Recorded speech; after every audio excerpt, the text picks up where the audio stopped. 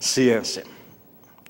Ciência, se você olhar no dicionário, você vai encontrar lá conhecimento. Né? Mas isso é pouco, né? Para a gente explicar o que a gente faz quando a gente trabalha com ciência. Na verdade, a gente, para chegar nesse conhecimento, a gente tem que ter uma curiosidade. A curiosidade nos leva a uma pesquisa e a gente começa, então, a montar todo esse arcabouço do que a gente chama de conhecimento científico hoje. Na física, especificamente, a gente é um tanto pretensioso, né? A gente quer entender a natureza. Esse é o objetivo da gente, entender a natureza. E, para isso, a gente faz os chamados modelos científicos. Esse é o nosso modus operandi. Então, a natureza está aí. Eu posso observar um objeto caindo e quero saber por que esse objeto cai. Então, aí eu vou construir o que a gente costuma chamar de modelo. Vou tentar explicar por que esse objeto cai. Alguma coisa empurrou ele para baixo? Alguma coisa puxou ele para baixo? E nessa tentativa, então, a gente vai construindo modelos até chegar num modelo que explique por que o objeto caiu. Se esse modelo é bom ou não, o tempo vai dizer. Porque alguém pode depois chegar e falar assim, não, mas eu soltei um balão não caiu. Então, às vezes, eu tenho que refazer o modelo. Então, essa é a concepção que a gente tem de ciência, pelo menos dentro da física, né? A gente tenta construir um modelo da natureza. Tá? Com algumas restrições, é claro.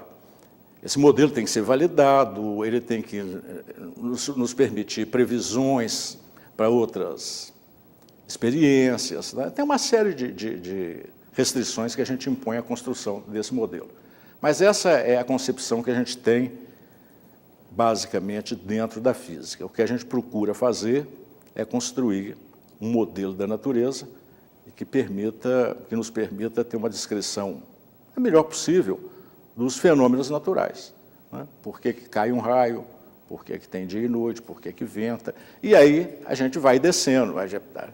Hoje a gente quer construir modelos da escala microscópica, nanoscópica. O astrofísico quer construir modelos do universo. Né? Então a gente tenta modelar o universo, né, do muito grande ao muito pequeno. Por isso que eu falei que a nossa concepção é um tanto pretensiosa. A gente quer explicar a natureza mesmo, criando esses modelos. Né? Às vezes eu discuto isso com alunos. Né? O que a gente está fazendo em ciência é isso, está modelando. Hoje o conceito de ciência é muito mais amplo do que era, digamos, no tempo de Galileu ou de Newton. Né? Hoje a gente tem ciências sociais, ciências biológicas, né? Já não existe mais aquele reinado assim, da física como a grande ciência ali da época de Galileu. Mas, no fundo, continua sendo a mesma coisa. Se eu estou em ciências sociais, eu quero construir um modelo da sociedade. Como é que a sociedade funciona? Eu tento modelar isso. Tá? E o pano de fundo que eu tenho para isso tudo aí é a matemática, que é a linguagem que a gente usa para escrever esses modelos. Tá? Então, é mais ou menos essa a ideia. E o que eu acho interessante nisso tudo é como que a ciência hoje permeia a nossa vida. Isso passa até desapercebido, né? A maioria das pessoas nem presta atenção nisso. Mas quando eu vejo uma criança brincando com um tablet, por exemplo, né, eu fico pensando, né, quanto de conhecimento científico que foi usado para construir aquele brinquedinho que hoje é vendido por um preço ínfimo. Ou um telefone celular, né, que a gente joga fora, esquece, quebra, pisa em cima dele. Aquilo tem um conteúdo de conhecimento científico e tecnológico ali dentro gigantesco. Né? Então, nesse aspecto, eu acho muito interessante a ciência. A gente, às vezes, fala, não, nós temos que popularizar a ciência. Eu acho que ela já está muito popular, porque eu posso chegar ali numa loja e comprar um telefone celular por um preço baratíssimo e ele tem um conteúdo científico gigantesco. Eu não vou exigir que o usuário desse telefone conheça as equações de Maxwell, nem os processos de microeletrônica que levaram à construção daquele aparelho. Mas isso está ali. está no seu tocador de MP3, de MP4, no celular, em tudo, né? Então, esse aspecto eu acho sensacional, né? O meu olhar é assim, eu não consigo olhar para aquela câmera sem pensar no sensor de imagem que está ali atrás. Eu vejo, né, as coisas muito por esse aspecto. Para o artista, não, ele não quer nem saber, ele quer saber se a imagem dele ficou boa, se o quadro ficou do jeito que o diretor queria, né?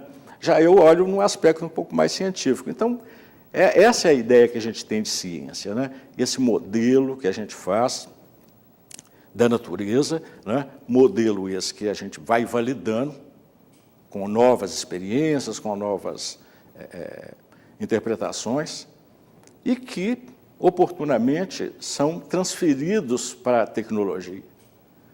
Esse é o outro aspecto interessante, né? Às vezes o cientista não está muito preocupado com a aplicação tecnológica daquilo que ele descobriu ou pesquisou, tá? Essa transposição também é fundamental, né? Eu vou só citando um exemplo rápido aqui. Há uns 3 anos, o Prêmio Nobel de Física era algo relacionado a um efeito que chama magnetoresistência gigante. É um processo magnético E, na época, inclusive, tinha um brasileiro que participava desse grupo. Eu não tenho os nomes aqui. Mas, na época, por curiosidade, eu li o artigo dele. E ele termina o artigo mais ou menos assim: esse efeito é muito promissor para aplicações tecnológicas. Pronto. O cientista, o trabalho dele acabou ali. Ele pesquisou, modelou, testou e achou que aquilo seria interessante para aplicações tecnológicas. Posteriormente, o grupo de engenharia de um grande fabricante de computadores leu e falou: olha, é verdade, eu consigo pegar esse efeito, eu consigo continuar esse artigo, transpor esse efeito que ele descobriu para a parte tecnológica, para a parte industrial, né? E isso resultou em discos. Quando a gente falou, eu tenho um disco de não sei quantos terabytes no meu computador, né, ou gigabytes, ou o que for, isso resultou dessa experiência. Foi um avanço significativo na mídia magnética, a partir de um efeito que tinha sido descoberto alguns anos atrás. Sensacional, né? Então, você vê aí a ciência básica funcionando lá, cada um dentro do seu limite, né? Para o cientista acabou ali, ele descobriu o efeito, modelou, explicou, ótimo, né? Para o engenheiro lá da empresa de computadores, o problema começou ali. Olha, esse efeito é sensacional, eu consigo transformar isso num produto, né? E faz um produto revolucionário. Todas as ideias dão certo? Não, infelizmente não. Mas quando dão certo, elas funcionam muito bem. Hoje, o leque, né, o leque de oportunidades, vamos dizer assim, é muito grande, né? Aqui no nosso departamento, por exemplo.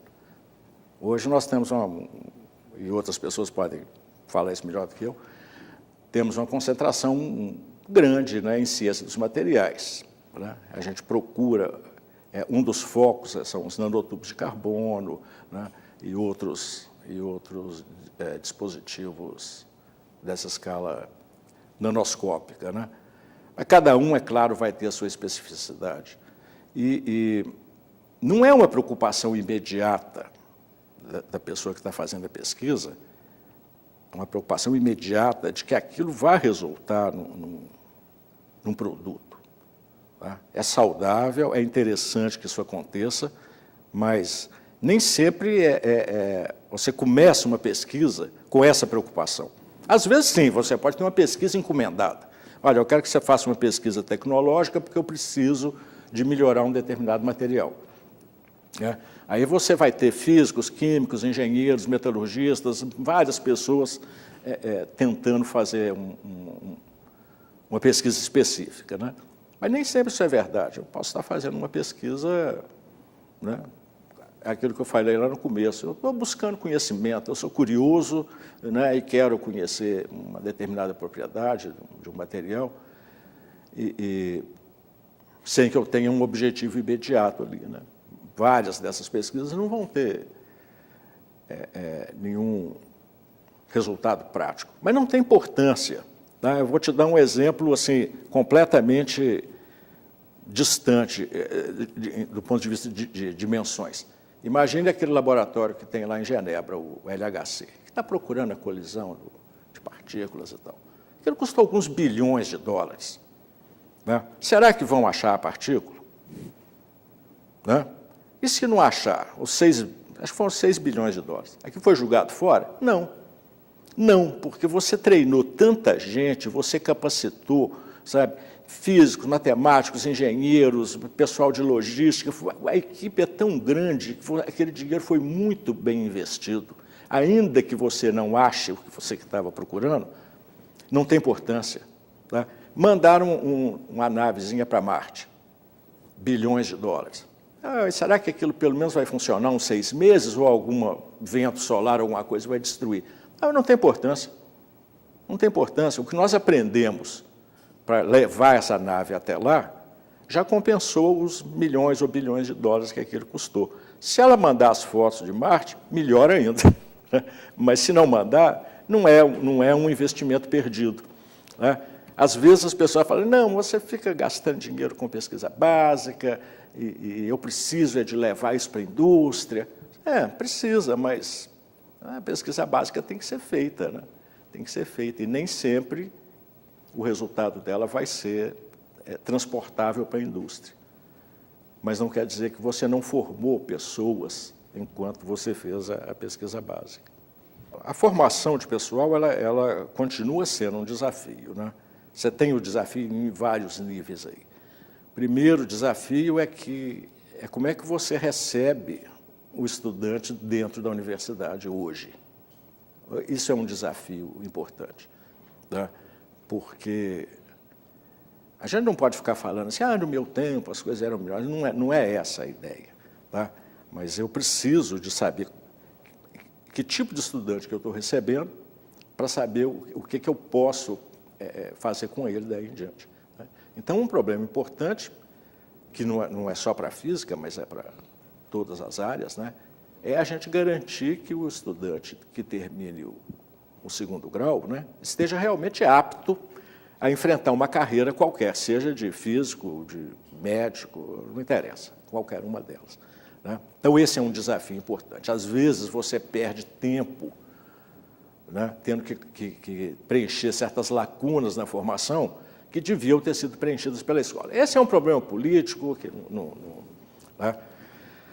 Depois, aí você começa com os problemas específicos. Né?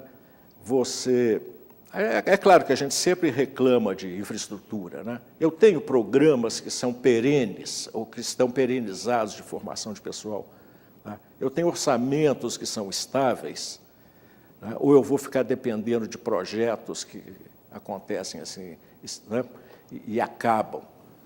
Tá? Esse também é outro desafio. Se eu quero ter um laboratório, qualquer que seja ele, em qualquer área, né?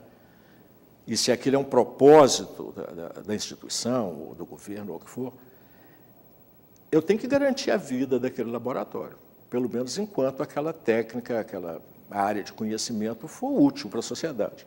Né? Então, a perenização desses programas, né, de pós-graduação, bolsas, eu acho que isso é fundamental para que você tenha um corpo estável de pessoas que realmente queiram se dedicar à pesquisa, ou ao ensino, ou ao que for. Mais ou menos por aí. Né? Acho que esse ainda é um desafio. Depois você tem outros desafios de ordem prática, técnica, o meu laboratório não funcionou, a lâmpada queimou, o gás acabou, mas isso é um problema técnico, não chega a ser um desafio. Né? Os grandes desafios são esses. Eu tenho um programa de formação que é estável, tá? Ou, para usar uma palavra da moda, o meu programa é sustentável. Tá? Esse é um tema interessante. Né? Como é que você desperta no jovem o interesse por uma determinada carreira? Tá? Ou será que a gente já nasce com um interesse despertado? Tá? Mas não importa. Eu acho que o que é importante para isso é que o jovem seja exposto às possibilidades. Tá? Então, é importante que na escola dele, onde ele cresceu, tenha a banda de música, tenha o ginásio de esportes e tenha o laboratório. Então, ele vai ser exposto à pesquisa, vai ser exposto à música, à arte, vai ser exposto ao esporte. E ali as vocações naturalmente vão se manifestando. Tá? Eu tenho amigos, por exemplo, que passavam a aula inteira fazendo uma caricatura do professor, porque ele era um grande desenhista. Hoje ele é até um arquiteto conhecido aí na faculdade, na comunidade. Né? Então, a vocação se manifesta ali. Tá? Mas a pessoa tem que ser exposta. Você tem que mostrar para o jovem, né, que as coisas existem. E aí ele vai descobrir quais são as habilidades dele. Porque, inegavelmente, a gente tem mais habilidade para uma coisa do que para outra. Né? Eu nunca consegui tocar um instrumento musical na minha vida. Adoro ouvir música e sou totalmente inábil com um instrumento. Né? Então, eu acho que o grande diferencial que a gente poderia fazer para quem está escolhendo uma carreira, né, é expor a pessoa. Mas não é expor só numa feirinha de visitação, não. É expor no cotidiano. Tá? Porque feira eu posso visitar e achar lindo, falo, oba, eu quero ser produtor de televisão porque isso tem muito charme. Né? Mas não, ele não viveu o dia a dia daquilo, ele só viu o lado charmoso. Então ele tinha que participar, né, ao longo da formação dele, de atividades que permitisse que ele conhecesse, né, o que existe para ser feito no mundo. Né?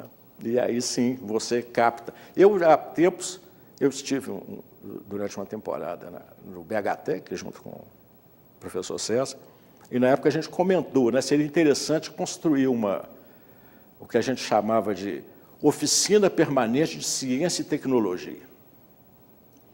O que a gente queria é muito específico, eu quero ter um ambiente para eu caçar, no bom sentido, vocações em ciência e tecnologia.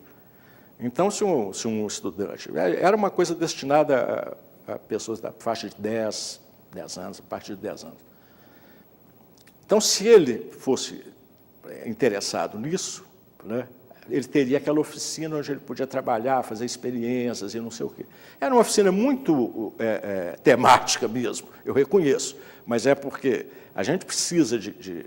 As outras carreiras já são muito charmosas por natureza, né? E às vezes o cara fala, não, eu não quero mexer com física, matemática, esse negócio é muito árido. Não, é árido para alguns e não é para outros, né? E eu tenho que despertar, capturar essas pessoas lá. Mas isso foi só uma ideia que nós tivemos. Nós viemos aqui para o campus em 1968. Nessa época que no campus existia esse prédio da reitoria, o reator atômico, né, que era o antigo, era chamado Instituto de Pesquisas Radioativas. O que mais que existia? O colégio universitário, me parece que já existia, onde hoje é a Faculdade de Educação. E o prédio do ISEX estava em fase de construção. Então, era assim, uma aventura interessante chegar até aqui, porque a gente caminhava na Afonso Pena até um ponto do ônibus Venda Nova, que era um dos poucos que circulava pelo Antônio Carlos, descia do Venda Nova lá na avenida, e vinha caminhando aqui. Alguns pedaços não eram calçados, no tempo de chuva era uma coisa meio complicada, né? Para divertir, a gente apostava quem é que conseguia equilibrar um livro na cabeça de lá até no ISEX. Aí a gente passava o tempo, né? Então, tinha esses desafios. Mas foi uma época que eu acho assim, importantíssima, né? Porque você começa a fazer a transição da UFMG para o campus. Existia uma resistência de alguns setores da universidade em vir para o campus. Era muito mais cômodo ficar na cidade do que fazer essa aventura aqui para vir aqui para Pampulha, né? Mas então foi uma época interessante, né? O professor Magalhães era o nosso diretor, e que hoje até dá nome ao prédio lá do ISEX, né? E tinha muito do empenho pessoal dele nisso, né? Mas, assim, começamos, né? Então, viemos os departamentos de Física, Química, Matemática. Não existiam ainda nem a Estatística, nem o DCC, foram criados posteriormente. Mas sobrevivemos, né? Montamos uma cantina dentro do prédio, as coisas foram se adaptando e finalmente mudamos, né? Em 68. Teve uma tempestade muito grande, essas tempestades de primavera que acontecem aqui, né? Eu não me lembro agora se foi 68, 69. Eu me lembro que eu havia saído para ir ao aeroporto da Pampulha esperar o professor, um professor dar uma palestra aqui, eu não lembro quem. Nós fomos até o aeroporto para buscá-lo. Nesse inteirinho caiu uma tempestade, que quando a gente voltou, o prédio do PCA estava parcialmente destruído, porque foi uma tempestade tão intensa, né, que destruiu o prédio. Aí fica aquela confusão. Aí nós passamos ainda, isso quase não está documentado, nós ocupamos temporariamente o prédio que hoje é o Coltec, ali era o Instituto de Mecânica da Escola de Engenharia, subutilizado na época. Então, enquanto reconstruía aqui o pavilhão central, a gente ocupou um pouco o Instituto de Mecânica, né? Isso por 68, 69. E, além disso tudo, ainda existia o clima da ditadura, né? Então, era bastante divertido. Eu me lembro de ter visto o campus aqui, pelo menos uma vez, cercado pela polícia. Pela polícia. Nós chegamos e estava... Naquela época ainda existia a Guarda Civil, aqui era um uniforme azul, e não permitiram que a gente entrasse no campus, né? Isso, 68, 69, a gente ainda passou por alguns desses dissabores da decorrência da ditadura aqui. Não, eu estou aqui desde a graduação. Na verdade, eu trabalhei algum tempo no colégio estadual, que eu falei que eu trabalhei lá mais por amor à casa do que por amor à causa, porque como eu sou ex-aluno do colégio, aquilo era uma questão de amor à casa mesmo, né? Então eu fui professor lá durante um ano, alguma coisa assim. Eu formei em 1969, em dezembro. Em dezembro eu fiz concurso para a universidade. E fui admitido aqui em 23 de fevereiro de 1970, eu lembro bem dessa data. Então, realmente, eu continuei aqui, praticamente, né? E aí também foi uma época interessante, sabe, porque a gente era auxiliar de ensino, né? Não se cobrava ainda mestrado e doutorado, até porque não existiam mestres e doutores para ocupar essas vagas, né? Então, da nossa turma, que formou em 1969, vários fizeram concurso. Eu, particularmente, fiz o concurso do Colégio Universitário. Na verdade, era um cargo só, mas eu fiquei lotado durante 6 meses no Colégio Universitário, que estava já, acho que foi a penúltima turma do Colégio Universitário. Foi uma experiência muito boa também, porque eram alunos assim, de muito boa formação, né, interessados, e eram tratados assim, carinhosamente era um projeto do professor Luiz Pimenta, né, a criação do colégio. Então, existia toda uma dedicação aos alunos do colégio. A dedicação era tanta que eles podiam almoçar aqui no restaurante da reitoria e a gente não. Existia um horário específico para a meninada do colégio vir almoçar aqui. Mas eu fiquei 6 meses lá, logo depois me integrei à equipe do departamento de física no departamento. Tinha a equipe do departamento no colégio universitário e no departamento. E no meio do ano, isso em 1970, foi implantado o programa de dedicação exclusiva. E aí nos foi dada essa opção, você quer a dedicação exclusiva ou quer continuar em regime de tempo parcial? Alguns quiseram, eu inclusive, outros preferiram continuar com outras atividades que já faziam. Mas aí eu acho que as coisas começam a se consolidar nessa época. Aí você passa a ter um corpo de docente com dedicação exclusiva e começa um processo de formação de pessoal na pós-graduação. Então, o professor Ramayana era o único doutor que existia no departamento na época, né? Ele tinha chegado, ele voltou, Eu não me lembro, 68, 60 e poucos, ele voltou dos Estados Unidos, com o primeiro título de doutorado aqui na área. E nessa época, então, o departamento começa a tentar criar os seus programas de pós-graduação, mandar pessoas para o exterior, né? Tanto é que, em 1970, eu já me matriculei no mestrado de Física, né? Que tinha sido criado há uns 2 anos atrás, ou tinha sido aprovado pela CAPES, algo assim. E aí a gente já tinha uma massa crítica para ter um mestrado funcionando. Os nossos professores eram os recém-chegados da física e professores da Escola de Engenharia, do Instituto de Pesquisas Radioativas, né? Alguns com doutorado pela USP, né? E assim a gente começa o curso de mestrado.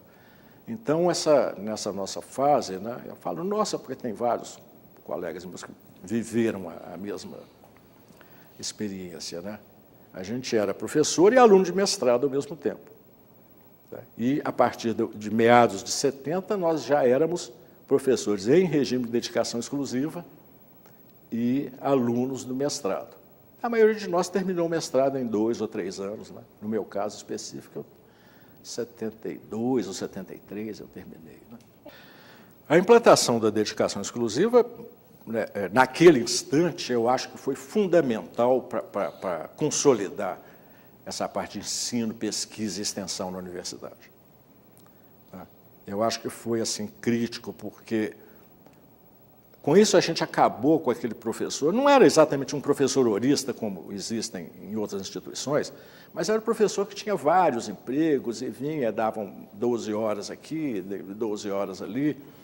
Você não conseguia montar nada, né? Quando você cria dedicação exclusiva, aí sim eu falei, eu vou ficar aqui o dia inteiro. Até as minhas reivindicações mudam, porque eu quero um gabinete, eu quero um restaurante, eu quero cantina, eu quero ar-condicionado na minha sala, eu quero meu laboratório funcionando. Então, eu acho que o impacto disso é muito grande nesse aspecto. Você começa a criar um corpo docente estável e dedicado à universidade. Tá? Hoje, às vezes eu me questiono, né? Será que hoje é tão importante a dedicação exclusiva? Algumas pessoas falam, não, tem algumas áreas profissionais que seria interessante ter um professor aqui em meio horário ou não. Não sei, é algo a discutir. Mas eu acho que, na época, foi fundamental para a consolidação da universidade, dos programas de pós-graduação. Acho que a universidade ela depende muito de algumas pessoas que passaram por aqui que têm uma boa visão de futuro, sabe? Em 71, o professor Ramayana Gazinelli me chamou um dia, eu já era docente, já em dedicação exclusiva, né? Ele falou, Roberto, eu comprei um computador com o dinheiro que eu tenho no CNPq e eu gostaria que você cuidasse da instalação dele. Eu vou te mandar lá para a HP, que era o fabricante, porque eu sei que você tem alguma facilidade para mexer com ela. Eu queria que você cuidasse, porque nós vamos tentar automatizar as nossas experiências e tal. E assim foi feito, né? O computador chegou em 72, eu passei um tempo aprendendo a usá-lo lá na HP e tal. E eu acabei me envolvendo muito com essa parte da física computacional. Aí já, nessa época, nós usávamos muito o único computador que existia aqui, para essa parte científica, que era da Escola de Engenharia. Então, a gente, às vezes, tinha que ir na engenharia, usar o 1130, mas já nessa ocasião, aqui na reitoria, já existia um computador grande instalado aqui, um mainframe, chamado, né? E a gente já começou a desenvolver nossas experiências computacionais usando esse recurso. Por volta dos anos 80, esses recursos até aqui da reitoria ficaram pequenos e começa a ter uma disputa muito grande entre o uso científico e o uso administrativo. Mas disputa mesmo, da gente sentar e brigar na mesa de reunião e tal. E aí o professor Manuel Siqueira propõe a criação do que foi chamado na época de Laboratório de Computação Científica. Não seria um laboratório onde só se processariam, né, programas ligados às pesquisas científicas. E o Centro de Computação continuaria administrando a universidade, né? Toda a parte de informática administrativa. E faz concorrência, arranja-se dinheiro, a FINEP nos tinha dado uma quantia razoável para gastar com computação, tanto para nós quanto para o Departamento de Ciência da Computação, nós que eu digo, o Departamento de Física. Então, a gente tinha algum recurso, né? Então, juntamos todos esses recursos, o que estava disponível, e fizemos um contrato com uma empresa, né? No caso, a IBM foi a vencedora da licitação, e foi criado, em 82, se eu não me engano, o Laboratório de Computação Científica, que foi dirigido pelo professor Manuel. Em 91, por aí, eu fui nomeado diretor. O professor Manuel foi diretor lá alguns mandatos, né? Em 91, eu fui nomeado diretor. E assumi justamente numa época muito interessante, porque os anos 90 marcam o início dessas operações com a internet. Tá?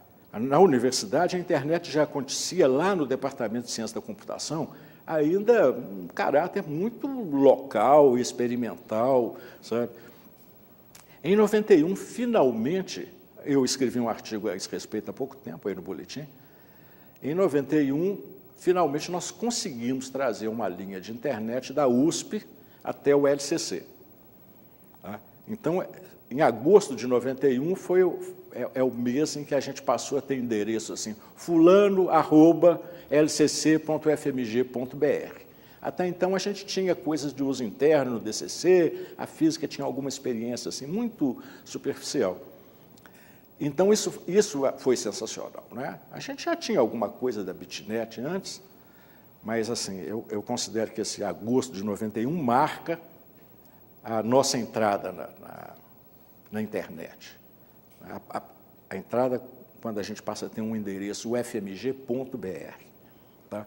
Muito disso se deveu ao trabalho de redes do professor Zé Marcos, do DCC. Ele cuidou de obter esses números, cuidou de obter esses endereços, né? E eu, na qualidade de diretor do LCC, fui encarregado de implantar isso, de pôr isso para funcionar. Então, a partir dessa época, todos os usuários do LCC, que eram cerca de 3 mil, mais ou menos, passaram a ter acesso à internet, a usar e-mail e tal, com mais desenvoltura, né? Depois, isso começa a crescer, né? Por volta de 93, o professor Zé Marcos, no LCC éramos dois lá, eu era o diretor, o professor Zé Marcos era o vice-diretor. Em 93, ele resolve, então, fazer um projeto de implantação de uma rede de fibras óticas na UFMG. E eu me lembro da reunião aqui com a reitora, acho que era a professora Vanessa, se eu não me engano. O projeto foi formalmente apresentado a ela, e ela avalizou o projeto. Aí ficou aquele impasse. Tá bom, o projeto está aí, vai ser aprovado, quem é que vai gerenciar e executar? Na época, optou-se pela gerência, que a gerência fosse desenvolvida no LCC. Tá? Então, por isso, o LCC entra nessa etapa aí do processo, né? Um dia desse, revendo um caderno de notas lá em casa, eu achei todas as contas, quanto de fibra que a gente gastou, quem forneceu, sabe? Estava lá, anotado lá. E esse também foi você estava falando em efervescência, né? Isso foi sensacional, né? Porque nós instalamos uns 6 quilômetros de fibra ótica, era pouca coisa. Era reitoria, ISECs, Fundep, Fafiche, assim, um núcleo aqui no centro. A escola de engenharia ainda era na cidade, mas tinha aqui o pessoal da elétrica e da eletrônica, que também participava disso de maneira intensiva, né? Então, a gente criou o primeiro núcleo, né, de uma rede funcionando a fibra ótica, e, por nossa sorte, mais especificamente lá na física, O CNPq havia feito um projeto nacional para distribuição de estações de trabalho aos pesquisadores. E a FAPEMIG tinha também lançado um edital nesse rumo. Nós ganhamos 2. Então, simultaneamente, vieram, acho que foram 15 máquinas do CNPq e 14 ou 15 máquinas da FAPEMIG. Então, a nossa rede ela brota, né, com 30 máquinas Unix.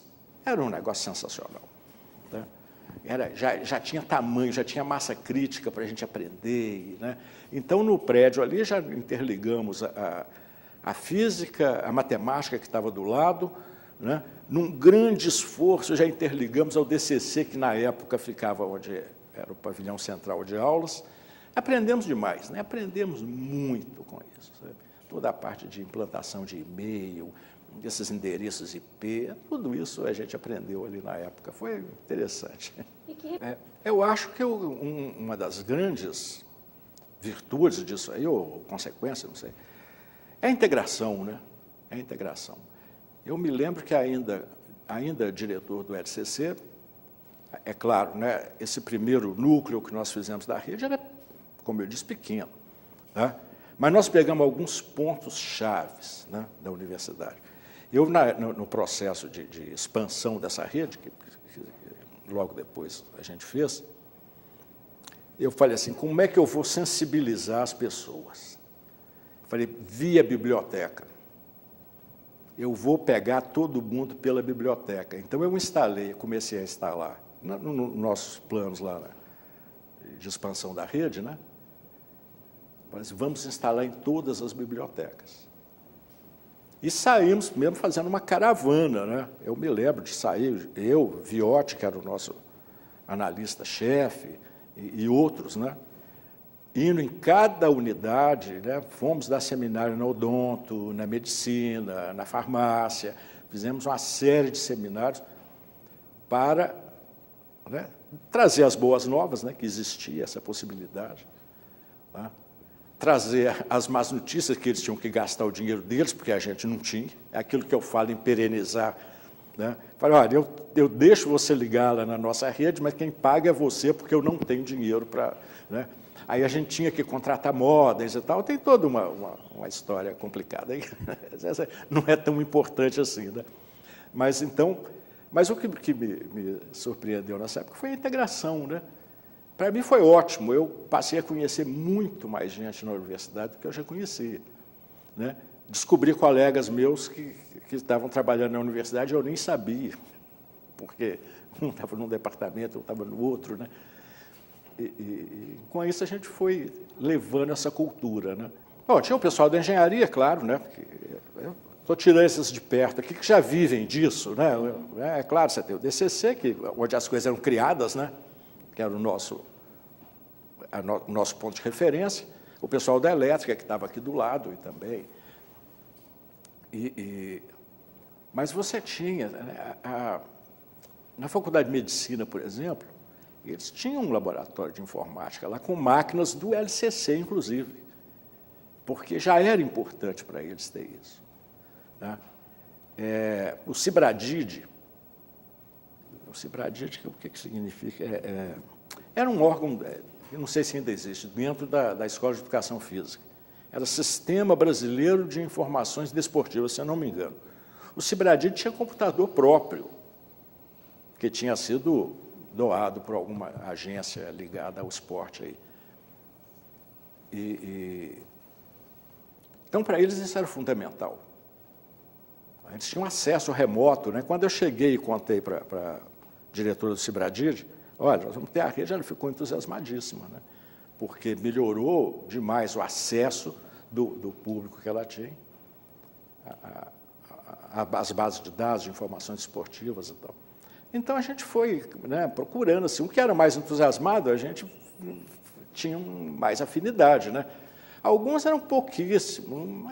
Tá bom, tá, põe um modem aí, a hora que eu puder pagar, eu pago. Né?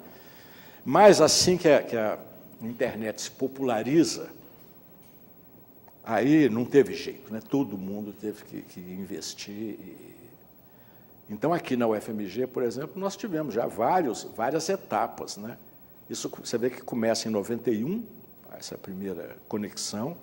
Em 93, a gente já interliga o centro aqui. Logo depois, foi feito um outro projeto, já onde a gente levou fibra ótica até a ponta lá, na educação física, e as coisas foram crescendo, né?